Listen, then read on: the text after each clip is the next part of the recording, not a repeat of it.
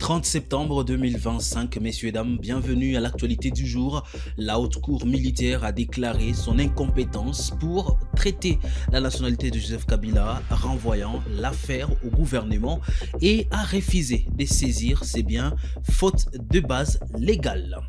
La circulation routière a été interrompue sur la route Beni-Kassindi l'avant-midi de ce 30 septembre 2025 à Beni, chef-lieu provisoire du Nord Kivu, par des militaires venus de Goma en juin dernier après l'occupation de la ville par l'AFC en 23. C'est tout pour les sommaires de l'actualité du jour.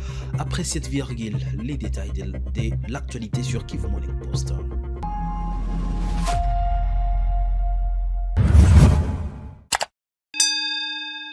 Bienvenue si vous êtes nouveau sur Kivu Morning Post. Commencez par vous abonner. La haute cour militaire a déclaré qu'elle était incompétente pour traiter la question des nationalités de Joseph Kabila, présenté comme rwandais par le parti civil. Elle a renvoyé cette affaire au gouvernement. De plus, elle a refusé de confisquer ou de mettre sous séquestre le bien de Kabila, faute de base légale.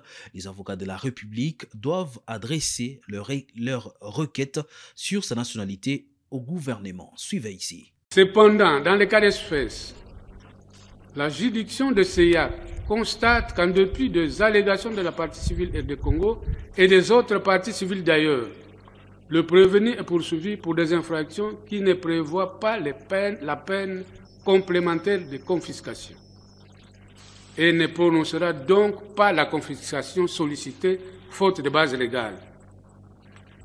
En ce qui concerne la confirmation de la mise sous séquestre de biens du prévenu Joseph Kabila Kabange, sollicité par l'organe poursuivant, la haute cour militaire note en effet que, se conformant à l'article 130 du code pénal militaire, le magistrat instructeur, à l'occasion de l'instruction du dossier judiciaire RMP numéro 0952-LB-25, ouvert à charge de l'inculpé Joseph Kabila Kabange, a mis sous séquestre certains biens meubles supposés appartenir à ces derniers, dont la liste est versée au dossier de la cause. Il en est de même du certificat d'enregistrement numéro volume 539 folio 151 portant sur une parcelle de terre située au numéro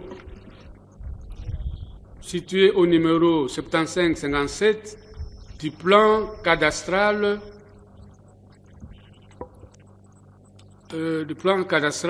dans la ville de Kinshasa, commune de Gombe, d'une superficie de 40 arts, 12 arts, 69 centiards.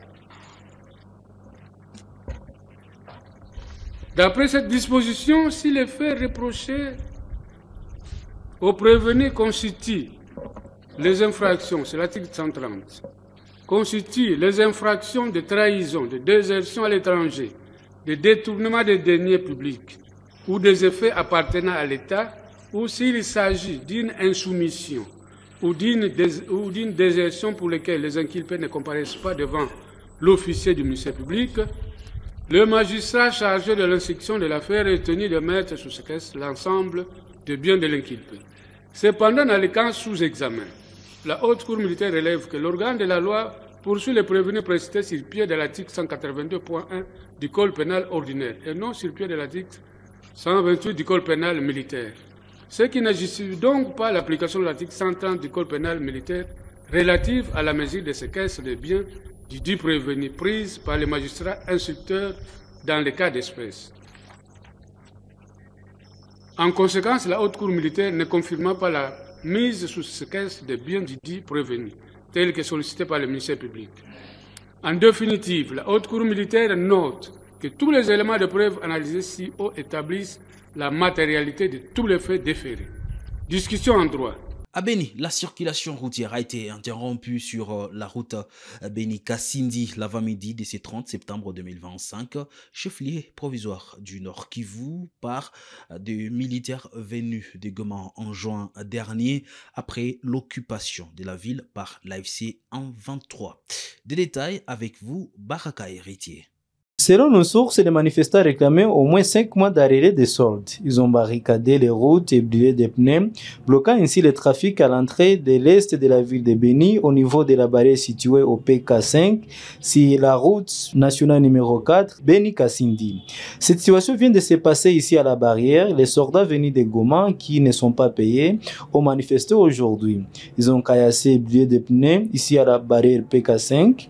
Ils ne voulaient pas même le passage des motos et des véhicules, a déclaré un habitat sous couvert d'anonymat. Jusque-là, aucune communication officielle de la hiérarchie militaire de Bénin. Nos efforts pour joindre les commandants des opérations Sokola et Grand Nord, œuvrant dans la zone, n'ont pas abouti. Cette situation est similaire à celle des veuves orphelins militaires des FARDC. À Béni, ils ont mené plusieurs grèves et manifestations pour réclamer le paiement des salaires et des indemnités de leurs conjoints décédés, souvent des mois d'arrêt des salaires, dits au non-paiement et blocage administratif entraînant des conditions de vie difficiles. C'est notamment l'impossibilité de subvenir aux besoins de leurs familles et de scolariser leurs enfants. En juillet dernier, une manifestation s'est improvisée au rond-point des 30 juillet à Bénin. Les manifestants avaient brûlé des pneus, bloquant la circulation sur les boulevards Nyamwisi. L'équipe de la consolidation de la paix en République démocratique du Congo a réuni plusieurs organisations pour discuter de leur rôle dans le processus de retour d'une paix durable dans l'Est de la République démocratique du Congo. Ce 30 septembre 2025 à Goma. Cette rencontre s'inscrit dans le cadre de la Journée internationale de la paix, célébrée chaque année le 21 septembre. Fiston Issemwami y était pour les comptes de Kivu Morning Post. Suivez ici son reportage. Sous le thème cohésion sociale, dialogue et engagement communautaire, les hommes et femmes œuvrant dans des organisations ayant comme thématique la paix, réunis au sein de la Team Peace Building DRC, ensemble avec les cadres de base des différents territoires de l'Est de la RDC, ont eu un échange fructueux lors d'une conférence humanitaire sur la paix organisée à Goma, capitale de la province Nord Kivu, tel que nous a révélé Olivier Biamungu, coordonnateur de la Team Peace Building DRC. Nous parlons de la paix dans des interventions humanitaires. C'est-à-dire, comme vous avez vu dans la salle, il y a les acteurs humanitaires et les cadres de base. Nous avions trouvé important d'échanger sur la pacification ou la culture de paix dans les interventions humanitaires. Donc, le poids de cette activité, c'est le résultat que nous sommes en train de chercher sur terrain. Les gens sont venus aujourd'hui pour apprendre et discuter. Durant ces assises, Gustave Kakita, un des panélistes à cette réunion, a sensibilisé les participants sur les principes de base humanitaire cadrant avec la paix pour leur permettre de mieux faire leur travail. Bon, d'abord, ce qui nous a amené ici, c'est sur le côté humanitaire. Nous pensons que cette rencontre est une bonne opportunité pour permettre aux différents acteurs de discuter sur l'applicabilité des principes humanitaires dans leurs actions de tous les jours. Comme vous savez, nous sommes dans un environnement très dynamique, très instable aussi, et tous différents acteurs qui viennent intervenir ici doivent avoir une communication claire vis-à-vis de la communauté pour qu'on comprenne quelle est sa mission. Donc sur ce plan-là, je pense qu'une bonne compréhension des principes et une bonne communication avec la communauté peut éviter de créer des frustrations qui sont aussi des éléments qui peuvent déstabiliser la communauté. Les participants à cette conférence se sentent réjouis de cet échange et ont pris l'engagement de participer à la construction, à la reconstruction de la paix en République démocratique du Congo. En fait, ça a été très bien, ça s'est bien passé. Cette activité d'aujourd'hui, où nous célébrons toujours, comme on le célèbre toujours dans ce mois, la Journée internationale de la paix. Nous avons beaucoup appris dans cette activité d'aujourd'hui, surtout la résolution 2250, comme je suis indienne. J'ai beaucoup appris, ça m'a poussé aussi de poser quelques questions pendant cette journée, de plaider pour les jeunes qui sont dans la rue et autre chose. Malgré la commémoration de cette journée internationale de la paix, les partis au conflit à l'est de la République démocratique du Congo sont en cours de négociations pour trouver une solution à leurs différends afin de pacifier l'est du pays à travers les processus de Doha et Washington. Le gouverneur militaire, le lieutenant-général Luboya Kanchama Johnny, a officiellement lancé lundi des travaux d'asphaltage de 20 km à Bunia, le chef-lieu de la province de l'Ituri. Cette initiative vise à améliorer la qualité des infrastructures routières de la ville, facilitant ainsi la circulation et renforçant les développements. Nous, population de la chefferie de Bahema Diromu, groupement Tsere, nous nous engageons à accompagner ces projets, à protéger les ouvrages et à collaborer pleinement avec l'entreprise et les équipes techniques pour que les travaux se déroulent bonnement. Le directeur technique de la société Good News Africa a épinglé les axes concernés par les travaux. Entre-temps, son directeur général a insisté sur la culture de la paix pour développer l'Ituri. Trosso Police des Frontières 1, Hôpital Salama, Hoho Espace Hong Kong. Trosso Atre Police des Frontières 3, Gouvernorat Soukissa 2, Trosso Tsere, Centrale hydroélectrique de Boudana. Notre province a longtemps souffert. Il est temps que chacun mette la main sur la pâte afin de contribuer à son développement. Nous invitons tous les groupes armés et particulièrement notre jeunesse au sens élevé du patriotisme. Au nom du commandant suprême et chef de l'État Félix Antoine Tshisekedi Tshilombo, les gouvernants militaires de l'Ituri ayant lancé les travaux a insisté que cela est le symbole véritable de la paix. Je rends hommage au président de la République parce qu'il a commencé. Il nous a offert tous les chantiers que nous voyons ici, notamment la voirie, l'université qui est à côté et aussi l'aéroport. Mais au-delà de ça, nous-mêmes Ituriens, nous nous sommes dit, c'est vrai, le chef nous a offert cela, mais nous aussi nous allons lui montrer que nous sommes forts, que nous pouvons faire quelque chose. Et ça fait plaisir. Juste après les lancements, le lieutenant-général Luboya Kanchama Johnny s'est rendu à l'unité médicale d'intervention rapide IMIR pour palper du doigt les travaux de la réhabilitation et d'équipement de cette structure médicale doté des lits, matelas et d'autres kits médicaux consécutivement à sa promesse faite la semaine dernière. Il a en même temps apporté son réconfort moral à ses compagnons d'armée blessés et a encouragé les corps soignants, et cela sur instruction de sa hiérarchie politique et militaire. Le maire de Bunia, Jean Bosco Mbouinkola, a rendu obligatoire l'immatriculation de mototaxis. Les conducteurs doivent désormais porter des gilets numérotés et des casques. Ces décisions suscitent des contestations, certains dénonçant des amendes jugées illégales. Rachidi Koudra, notre correspondant à Bunia, nous en dit plus dans ses reportages. Cette mesure a suscité une vive tension au sein des taximens moto et parmi certains leaders d'opinion qui restent divisés quant à cette décision.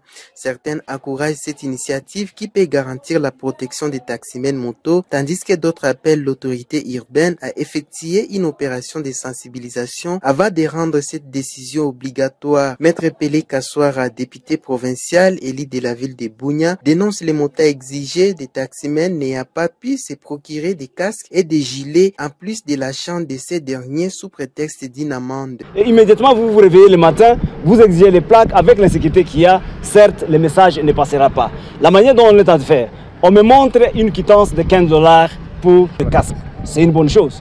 Mais en plus on demande plus de 66 000 francs non justifiés. C'est là où ça crée des suspicions et ça monte à voir ces magasins de certaines autorités où ils doivent se faire de l'argent. C'est inacceptable. Dès lors qu'on a donné une quittance pour le casque, pourquoi ne pas donner la quittance si c'est une amende de l'État? Parce que l'amende de l'État, on ne doit pas verser dans les poches des individus. Il y a une caisse pour se faire. Tout en soulignant l'importance pour les taximens moto de se procurer des casques et des gilets, l'élite de Bunia recommande à l'autorité urbaine de procéder à une sensibilisation efficace et de distinguer les taximens moto et ceux qui ne le sont pas avant d'appliquer la rigueur. Les maires ciblent une catégorie de gens. Il se réfère rien que seulement aux taxis moto. Et quand on fait le bouclage, on prend tout le monde. Ça insécurise. Quand je vois le communiqué date du 25 septembre, aujourd'hui nous sommes le 29 septembre.